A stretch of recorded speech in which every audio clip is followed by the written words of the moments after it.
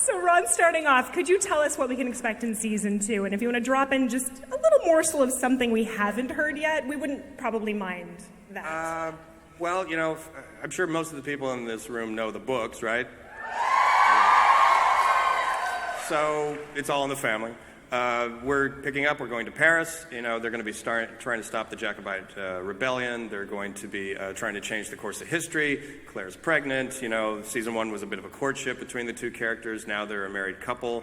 We'll return to Scotland in the second half of the season, and we're very excited. Recreating Paris in the 18th century was a huge production challenge. But, all the departments have stepped up, and as you can see, the footage looks gorgeous, new sets and new costumes, and, it's a completely new show. So we're very excited to have you guys watch a whole new Outlander next year. Diana, I heard you might be writing something special this season. Really? I hadn't heard that.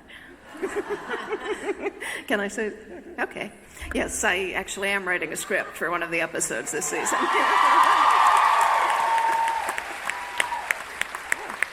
Thanks very much. I'm looking forward to it. Ron, can you talk about in season 2, will the storyline and will the sequence of events veer away at all from how it was in the books? And what those discussions were like with Diana and the decision to, how to carry this out? Well, as you know, the second book is a more complex book than the first one in a lot of ways. The point of view shifts around a little bit more. There's more complicated storylines that are political and historical. Then there's the whole Jacobite rebellion in the second half of it. A lot of moving parts to the second book, and as a result, the adaptation process was more complex and took more work in the writer's room. So yes, we made changes, we've condensed some things, we've discarded others, but in the same philosophy we took in year 1, which is we're always trying to get back to where the book was. We're doing our very best to sort of deliver that story that we know that you love, and whatever changes we make are usually out of necessity, and if there's a way we can get back to a certain scene or a certain line, we'll always try to do that, even if it's not in the same place that it was in the book. But I feel like we've preserved the spirit of the second book, and it's a big challenge, but I'm proud of the team, and I think we're going to pull it off.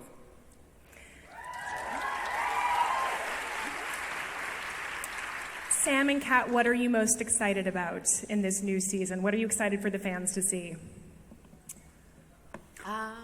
There are so many factors, but the first half obviously is in Versailles in Paris and is very voluptuous and ostentatious. But for me, the second part, the build-up to Culloden, Preston, Pans, I just know that obviously in the book it gets very emotional, and the characters go through a lot. So it's a great climax to the whole season. Yeah, I'm excited for so much. I mean, I just read... She likes working with the French actors, especially the really attractive ones. Well, it makes a change, hun.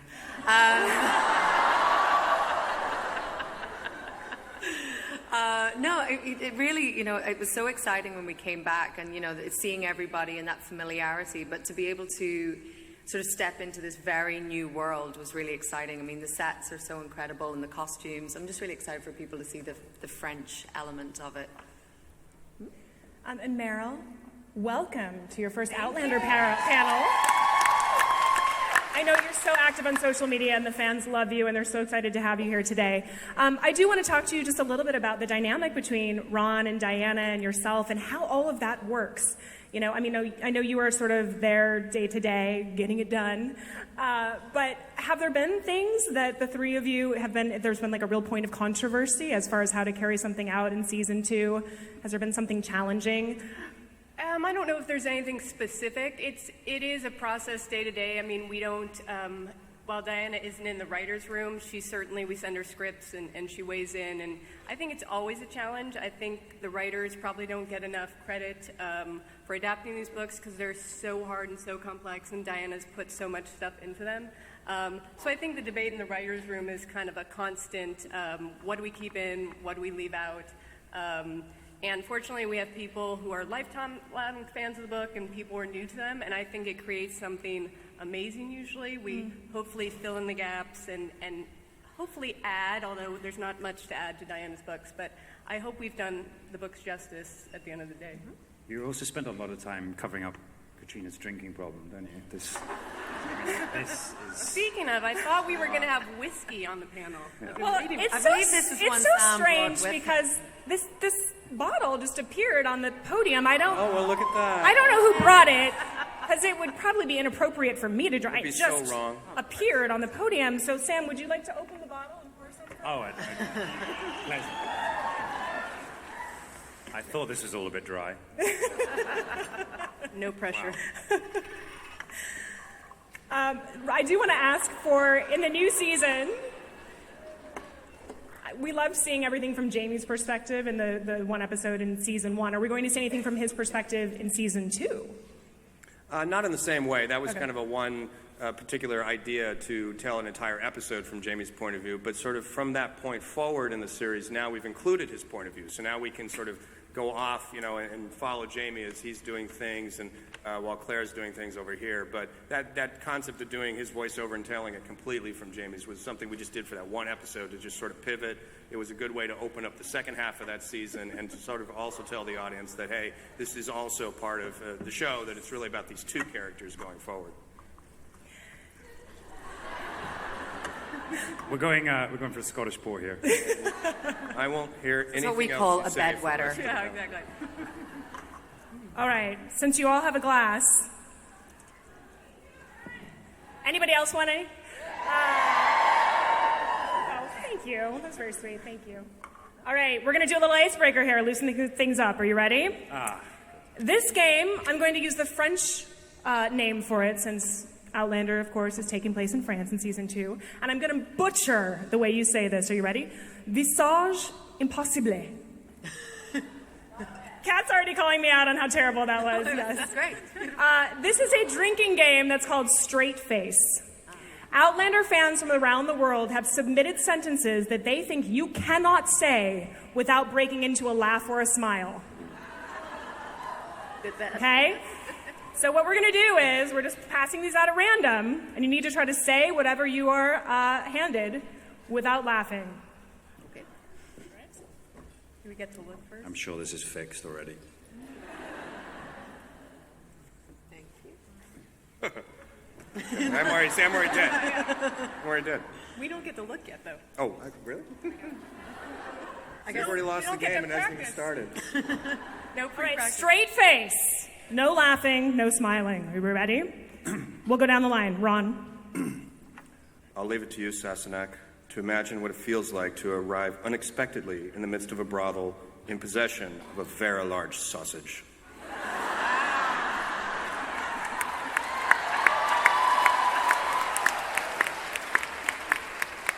It's a win. Oh, the pressure. She sells seashells by the seashore. I was laughing the whole way through. You need a drink, my friend. Yes. All right, Kat. Oh, God. If I were a fig plucker or a fig plucker's son, I would continue plucking figs till the pig plucking is done. Drink. Sam. Edie. Well, I must admit, the thought of grinding your corn does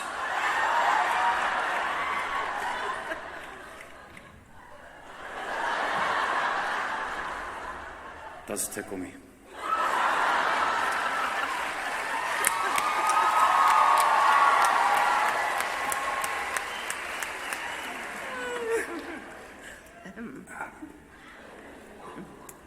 Kilt. It's what happened to the last person who called it a skirt.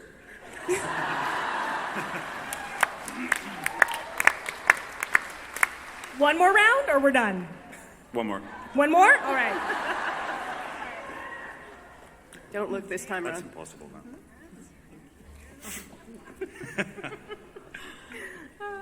Talk amongst yourselves. Okay. Is this what it's like in your house? Yes. All right. It is actually. This is a bonus round, and some of these are 50 Shades of Grey lines, which were overwhelmingly sent in by fans. Apparently, they really wanted to hear you read some 50 Shades of Grey lines. So, bonus, if you can identify your line as a 50 Shades of Grey line, you may make everyone else drink. Okay? Oh. All right, Ron, you're up.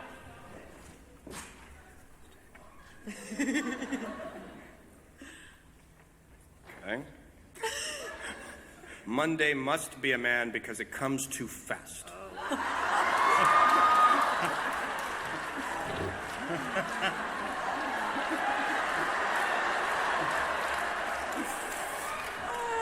I hope this is a 50 Shades of Grey line. It's not.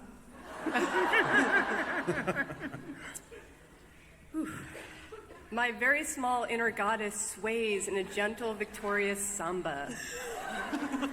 Wow. You did it! Good job. That was a 50 Shades of Grey line, yes. I assume. Yes. You know nothing, Jamie Fraser.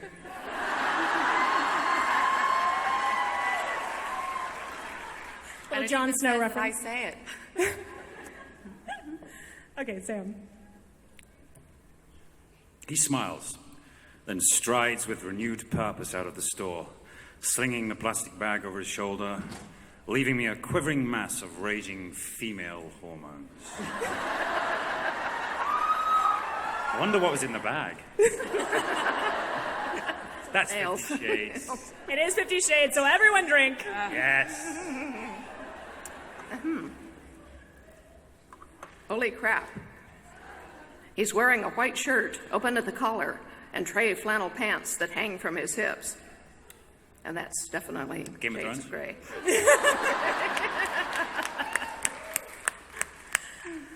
Diana, are we going to see you do another cameo this season? I don't think so. Okay. Yeah, I don't mind, but I'm not looking for one. You're too busy writing. I got a few things. Yes. How are you feeling about writing an episode? Oh, it's cool. Yeah. So far, I'm having a lot of fun with it. On the other hand, so far, everybody likes what I've done. So we'll see how it goes from there. Kat, you have some new, highly attractive gentlemen that you're working with this season on Outlander. They know what they're doing when it comes to casting. Yeah. Yeah. What's it been like for you to go to work every day this season? It's really, really tough, you know. Yeah, I don't know. I keep saying to Ron and Meryl, like, why do you do this to me? But, and especially when they speak French in soft tones, it's terrible. They read books, listen to music, smoke cigarettes, drink red wine.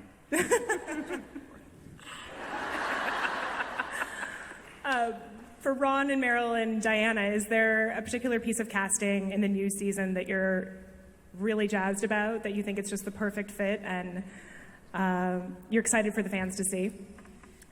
Where do we start? Honestly, I think the casting for season 2 is amazing. Who we cast for Fergus, a new little gentleman named Roman Baru. Mother Hildegard, whose name I've just... Francis de la Francis Tour. de la Tour is amazing. Everyone, Stanley Weber as Comte Saint Germain. I mean, the list goes on and on. I think we have Dominique an amazing, Pignon. as Master Raymond. I mean, everyone has been phenomenal. I mean, we already have an amazing cast, but our second season has just added to it. Yeah. Are you saying they're better than us? Yeah. No comment. The contracts are up. Has there been anything particularly challenging in season 2, because it is a TV show and you have budget and time constraints? And also, I'm curious, in season 1, is there something that if time and money were no object, that there was that one thing you would have maybe done differently? I'm not sure, looking back on season 1, what we would have done with more time or money. Not that I wouldn't have been minded more time and more money. But I think we pretty much did the show that we wanted to do over the course of the first season. The second season is just more challenging. It's creating France. It's creating, a completely different show. The sets, the costumes, the props, everything, had to be done from scratch because none of the Scottish stuff worked for it. Whole new set of characters, whole new storyline. It's a huge challenge in terms of the actual physical production. There were certainly deleted scenes, from season 1, some of which you'll see in the DVDs. There's in fact, in the DVD that's going to be released on September 29th, they told me to say. You got it there. Thank you. September 29th, there's a whole new Outlander DVD. There it is. It's coming. It does a pretty little lenticular gag where Tobias turns into, I don't know, a Klingon or something. And on that DVD, there will be an extended cut, or actually an extended and completely different cut of episode 109, the one that was told from Jamie's point of view. That episode in particular, we had crafted as a Jamie point of view and script. We saw it in the editing room, and I thought it wasn't quite working, so we moved some of the pieces around, deleted some scenes, and then added the voiceover. But if you watch the version that's going to be on the DVD, that's sort of the original intended version of the show. And the visual effects aren't complete, some of the color isn't right, but it's sort of a work print, for lack of a better term. It's kind of an interesting peek behind the scenes of the show. And there's other deleted scenes and gag reels and et cetera in the DVD. So you can buy it on Amazon right now, and it's available. It'll hit the streets in September. Did you say gag reel? Oh, right. Because, it's a very That's serious... something I would like to see. Would anyone like Wouldn't to it be see the nice gag to see reel? a gag reel? Can we jig that up? Can anyone play the gag reel? I think it's clear that you don't have any fun while shooting this show at all. My Very God. serious set. Very serious set. I think the follow-up question on that is, are you okay? Were there any serious injuries endured on the show? If I could count the amount of times Sam has hit me on the head. With my sword. Yes.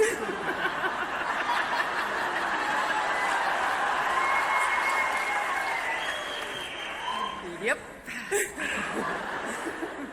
Sam, you've done a lot of physically demanding things on the show. Have you been injured at all while shooting? Apart from the time Katrina tried to sew my insides to my outside. I was amazed at how realistic his acting was. First time for that. Yeah. No, touch wood. No, I haven't been hurt. I really enjoy all the physical stuff we've been doing and all the horse riding and sword fighting.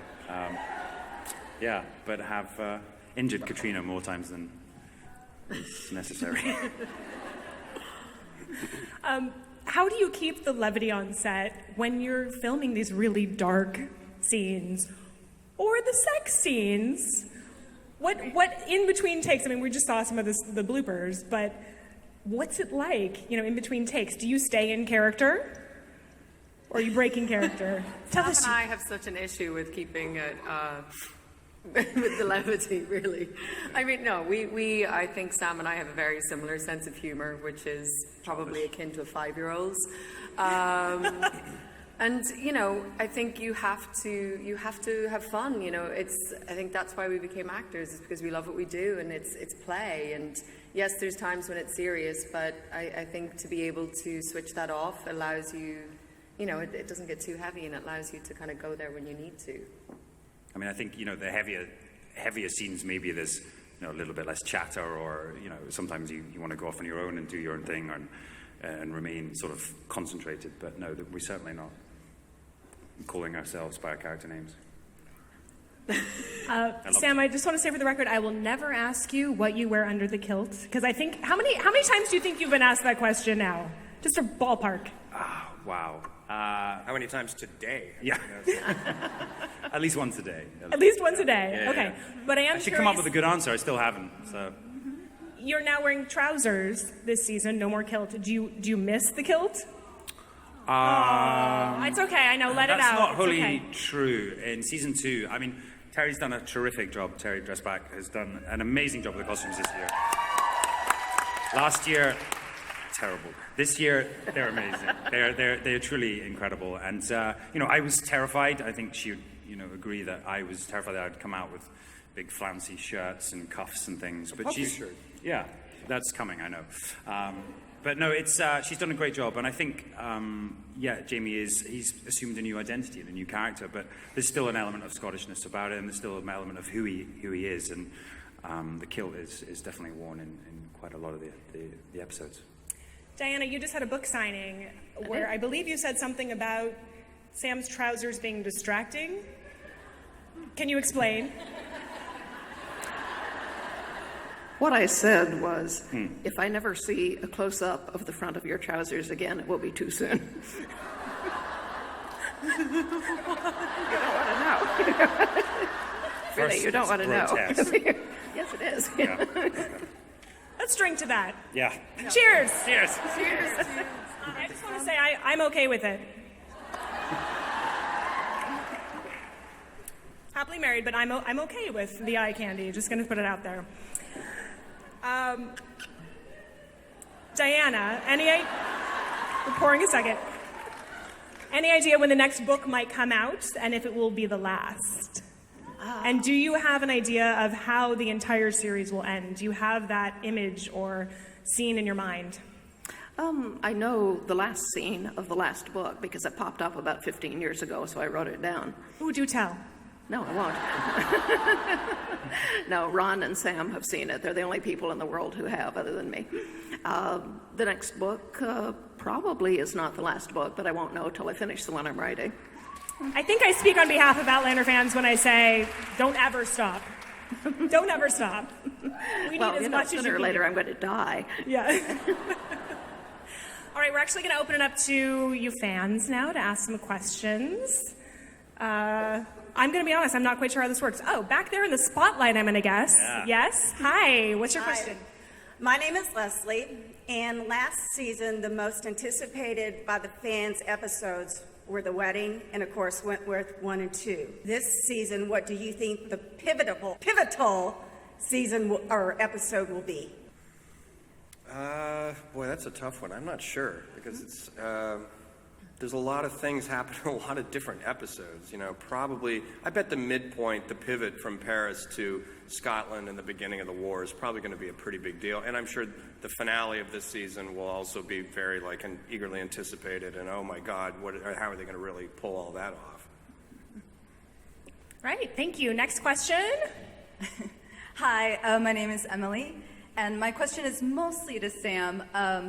So Kat has stayed in your time to help you. Would you ever consider going back through the stones if you could, either temporarily or permanently if you needed to? Yes.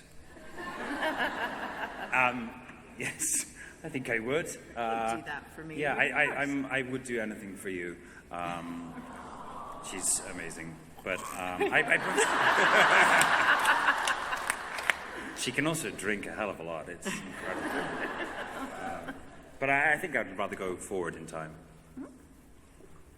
That was a money quote right there, I'm not going to lie. I will do anything for you. I mean, anyone else feeling that? Thanks for the feels, guys. Aw. All right, next question. The lovely girl in the green, I think. Hello, my name is Matrice. My question is for Ron, but anybody else that has an anecdote can answer. The Scottish landscape is really beautiful. What did you find to be some challenging aspects when filming outdoors? It's fucking cold, man. It is a cold, cold place, and you can always spot the Americans on the set, on location, because we're the ones wrapped up in Gore-Tex and scarves and gloves and goggles and hats and the whole 9 yards. And you'd look over on the camera team, and there'd be a young lady, a Scottish young lady, and just a t-shirt and a vest, and she's just bopping around, and we're standing there freezing. It's a cold, it can really get you, and it's hard, shooting in the location in the dead of night, and Katrina's out there in a little white dress, and it's tough. It's tough on the crew, it's tough on the cast, but they make them tough in Scotland, so they're able to do it. Ireland. And in Ireland. In Ireland. The horses also have an ability that if they don't like the weather or the wind blowing at them, they like to turn their arses into the wind, which doesn't make for a great camera shot, really. A row of horse bum. All right, thank you. Next question. Hi, my name is Brittany. My question is for Sam and Kat, and I wanted to know after playing such intense scenes, is there something specific that you do to disconnect, or is it easy for you to kind of leave it on set? Meryl, what, are you trying to imply that we would drink our way out of that? No. I think it depends. It depends on the scene. It depends on what the emotional content was. Sometimes it's quite easy to leave. Sometimes it kind of, there's a little bit of an overhang. But, I think through humor we generally try and leave things behind. I mean, Monday we had a really intense scene first up, and that sort of went for most of the day, and you know, it was a lot very emotional, and it kind of went on for hours and hours, and then we had one short scene afterwards, and it wasn't helped by the fact that Sam broke the door on the way into the scene. But you know, we barely could get through that for laughing. Yeah, but yeah. Everyone wanted to go home, and you could tell the crew were getting really upset, and we just couldn't stop laughing, and yeah, it went well. Thank you. Okay, next question. Hi, my name's Angela from Toronto, Canada. Hey. And hi, I'd like to know if there was actors boot camp for season 2, and aside from the obvious French lessons, what activities did you guys do? There wasn't. There wasn't really. No, we were back for sort of 2 weeks of prep, but it was more costume fittings and and obviously the French lessons as well. But it sort of feels like we, you know, in the first season we know these characters and we know where they're going. And the sort of physical side, the first half of the season is less physical. It's more political and Katrina likes to wear her baby bump all day. She has been horse riding in it just to get into the character of being a mother. Kat, did you wear the bump around town to Yes, get to cut in line at Starbucks? I get into character, go Pilates. shopping with it. Gets you a better seat at a restaurant. Meryl and I go running. I wear it then. Meryl likes to stop and Yeah. just I like to wear one too, just to I do too. solidarity. You know. I would love for you to just belly up to the bar, right? Just go straight up to the bar, order a stiff drink. Hey. Give me a drink. Belly right up there. All right, next question. Hi, my name is Natasha, and I just want to thank you all for transforming our favorite book to screen so beautifully. My question is for Kat, and I would love to know how the costumes have differed from season 1 to season 2 in comfort. Well, you know, the basics are the same. It's sort of the same corset and it's not the same bum roll. It's much larger, but it's amazing. It's amazing. My first week on set, all of the guys were like, "Damn, you got booty." It's amazing how into it they all were. You know, the costumes this year are incredible, and it's just a very different world. You know, last year was so much wool and very muted tones, and this year it's these incredible satins and silks, and you know, these gorgeous colors, and I have to do a lot of sideways walking, but other than that, they're pretty comfortable. They did have to have tests before we started shooting to see if the female artists could get into the bus or get into the car. Or the bathroom. Or the bathroom. So we've got special bathrooms and cars built for them. Why are you doing the sideways walking? Well, they're rather wide. Okay. So to fit through a doorway, you have to fit through a doorway, to pass because we have up steps on our sets, and getting through the hallways in the sets, you kind of have to do a lot of crab walking. It's great. They all just make fun of me. There she goes, walking sideways. All right, if we have more time, we're going to get to more fan questions, but first, I just have to make sure that we do this during this panel. Sam Heughan, you owe me a debt. I think you know what I'm talking about. It's going to be fun. On E! Online, we had a tournament called Alpha Male Madness, which sought out to name the most loved leading man on television. Did anybody hear who won that? This guy, Sam Heughan, yes. Beat that, Colin O'Donoghue. The runner-up was Colin O'Donoghue, who plays Hook on Once Upon a Time. And Colin and Sam had this great back and forth where they were kind of taking the piss out of each other, and it was great. It was fascinating. You guys were such good sports about it. But Sam and Colin both vowed to dress up as each other if they were to win. Sam won and has yet to dress up as Colin O'Donoghue on Once Upon a Time. Does anybody want to see Pirate Sam? Yeah, I want to see that. Was this a win for Sam? Yeah, if you win, doesn't it mean the other guy has to dress up as you? But he's, Ron, we talked about that, but we wanted people to vote for who they wanted to see pictured. Because if we had said the opposite, that the loser had to dress up, people would have voted for Sam to see him dressed up as Colin. Do you understand what I'm saying?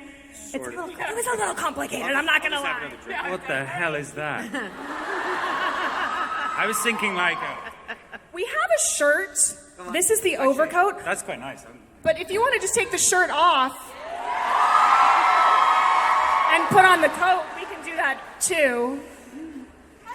It's like Fonzie pirate.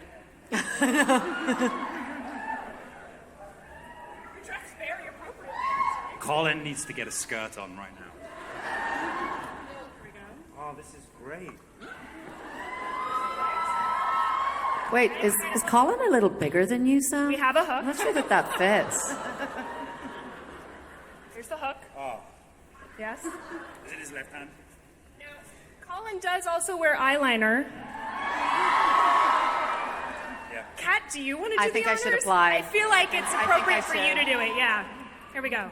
And I have wipies to take it off at the end. I am prepared. Oh God, I Keeping feel this on all scared. day. All right. Down here.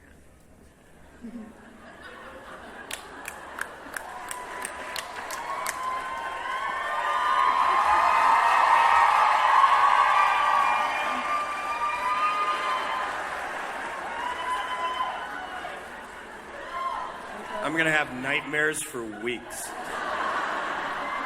If only Blackjack were here.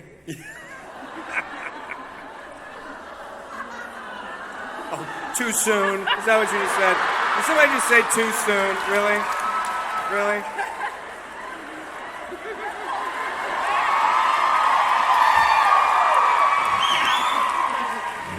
Right, Colin. Get your kilt on.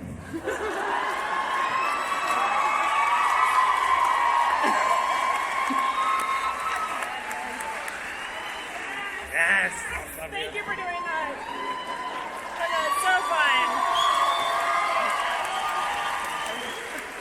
You guys, who else would do that but Sam Hewen? Can we get like a big round of applause for that?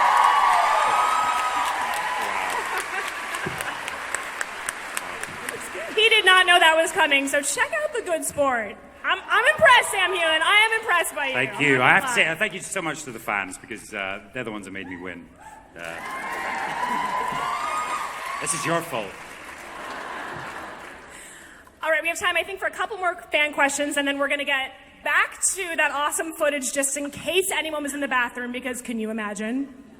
Nice. It's not going to be released anywhere, from what I understand. Yeah, that reel is just for you guys. It's just for you guys. Yeah. All right, next fan question. Okay. Hi, I'm Faye, and I just want to say I'm a big fan for the show. The only complaint I have is the months we had to wait for part 2 of season 1. So that's. And so my It's a good time to introduce our stars executives. Stand up and take a minute. So, sacrifice is a central theme in the show. So this question is for Sam. What would you sacrifice for love? Ooh. I like you. Can we be friends?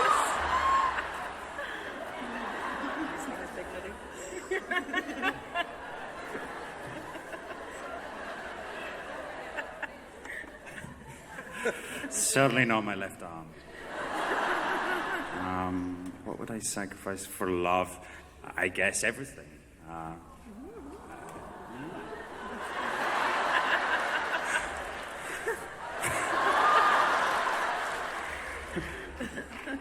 What would you sacrifice, Katrina? Everything. Actually, no, that's not true. All right, next question. Hi, my name is Julie. Hi, Julie. The final 2 episodes of season 1 were some of the most amazing, dramatic, and painful television I've ever watched.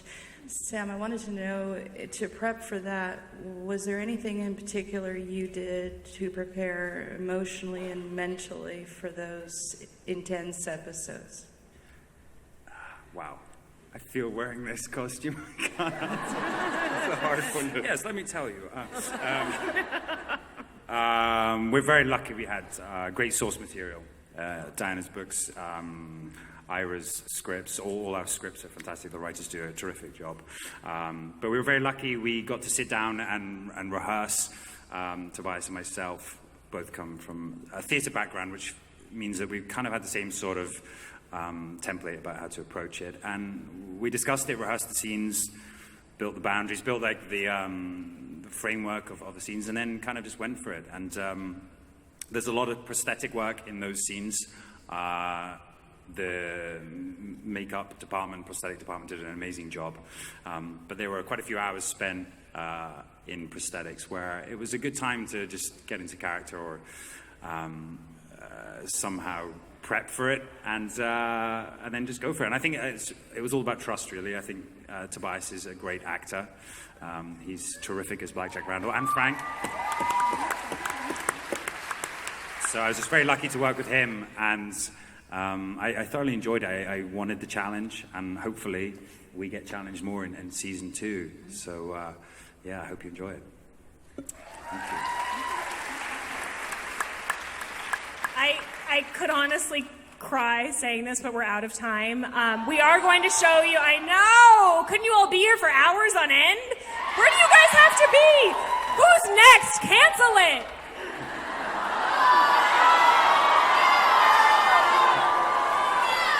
I actually don't know who's next, so please don't be upset. I have no idea. Is it Hannibal? Oh, I do love that show.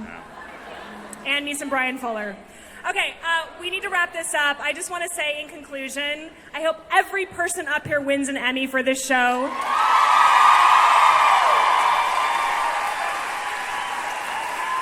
You guys worked your asses off on season 1, and we love you for it, and thank you so much for this show that means so much to so many people. So thank you.